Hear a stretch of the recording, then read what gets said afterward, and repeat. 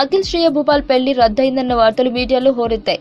ఇదే అసలు కారణమంటూ అనేక పుకార్లు వచ్చాయి. కానీ అసలు గొడవ ఏంటో, వాస్తవంగా జరిగిందేంటో, ఎందుకు నాగార్జున మౌనంగా ఉన్నాడో కారణాలు ఇప్పుడిప్పుడే తెలుస్తున్నాయి. అక్కినేని నాగార్జునకి జీవిక గ్రూప్ అధినేత జీవికా రెడ్డికి జరిగిన యుద్ధమే పెళ్లి ఆగిపోవడానికి కారణమని తెలుస్తుంది. అసలు విషయం ఏంటంటే నాగార్జున అఖిల్ కు నాగచైతన్యకు ఇద్దరికి ముహూర్తాలు ఖాయం చేసి ఘనంగా పెళ్లి చేయాలని అనుకున్నాడు. కానీ అఖిల్ పెళ్లి అనుకోకుండా రద్దయింది.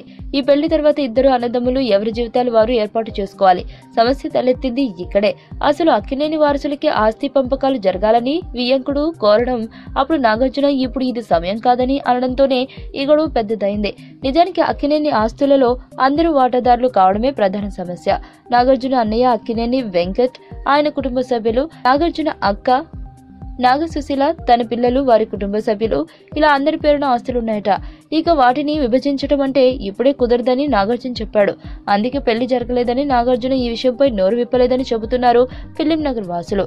ఇంకా డీటెయిల్స్ లోకి వెళితే అన్నపూర్ణ స్టూడియోస్ ని ఇద్దరి కొడుకులతో ఎవరికి రాస్తారని ఖచ్చితంగా చెప్పమని అడిగినట్లు తెలుస్తుంది. దాంతో అక్కినేని నాగచైతన్య ప్రస్తుతం మాజీ భార్య కొడుకు కాబట్టి అసలు వారసుడు అక్కినేని అవుతాడని వారు అన్నారట.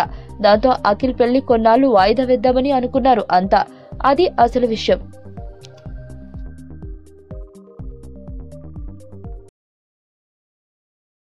సుబ్బు, నీకు తెలుసా, నాకు ఎర్లీ మార్నింగ్ ఒక కల వచ్చింది.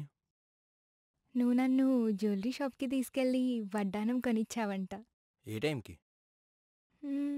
గుర్తులేదు సుబ్బు, 5 అనుకుంటా. అదే మరి 5కి మీ బాబు వచ్చి బిల్లు కట్టినట్టు నాకు కాల్ వచ్చింది.